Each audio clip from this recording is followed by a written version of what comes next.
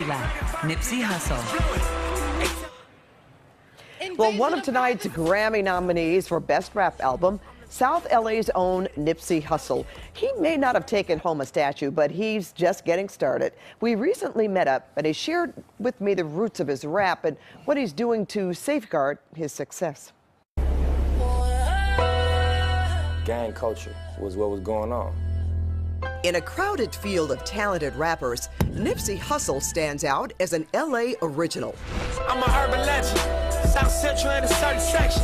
Congratulations. Thank you. On your Grammy nomination for Victory Lap. Yes, ma'am. Thank you. That sounds good. Tell me about how you grew up. I grew up in LA in the 90s, you know, in the Crenshaw district. You know, I was raised by my mom, grandma. She was real, just big on keeping a tight family and big on love. That was my home life. Then outside, it was LA in the 90s. Outside, it was a little chaotic.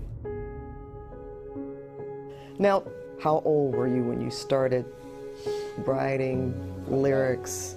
Probably like 9. In a 2006 interview with Davey D on Hard Knock TV, then 21, Nipsey talked about the roots of rap. It comes from struggle. People gotta express their struggle. When you ain't got no other means of you know, liberating yourself, it's through spoken word and expression. By the time he recorded his 2010 mixtape, The Marathon, Nipsey was rapping about some pretty dark days. My brother was in prison. You know, we lost a home. Nipsey had also had a run-in with the law. Thought that I'd be dead at doing life, cause what I rap is true. How long were you in jail?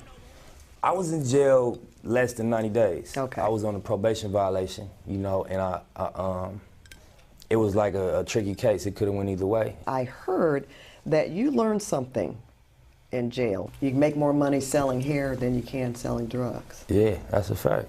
That tip on entrepreneurship is something Nipsey's taken to heart. At his retail shop at Crenshaw and Slauson, he does big business in imported hair. His Crenshaw branded clothing. He's also invested in real estate and music. I never met a $100 million drug dealer. It's plenty billion-dollar hip-hop brands. It's a lot of things that are more profitable than drugs, but they're not as glorified and they're not as accessible to us. Nipsey Hussle. Have you heard of Nipsey Russell? Of course. Yeah. I didn't experience his comedy. You were young. One of my older homies threw that name at me, the Nipsey Hussle name, and I liked how it sounded. And then, you know, I got educated after the fact. You know. Now, what's your real name? My real name is Ermias Ascadon. My first name means God will rise. The name came from his father, who was born in the East African nation of Eritrea. You did go back to Eritrea. Yeah, twice. You visited. That was a life-changing trip to see my family again and, you know, breathe the air for a little bit.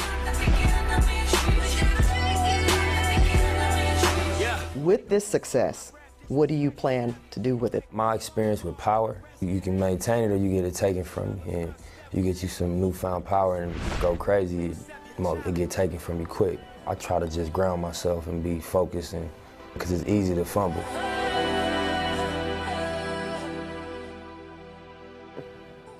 Well, Nipsey's Grammy nomination for Victory Lap was his first. I'm sure it won't be his last. And I just have to mention here, Jeff, that not only what he's done for music and starting on his own, making his own mixtapes, selling them out of his car, but he has built a WeWork center for kids and adults in the community besides the retail store that you saw. Yeah. And he's building a playground. He has plans to do so much, and he's already giving back to the people that live there, and the message is, you can do better. And I just think that it was important for people to know that about him. Wonderful when you interview someone and you leave respecting them.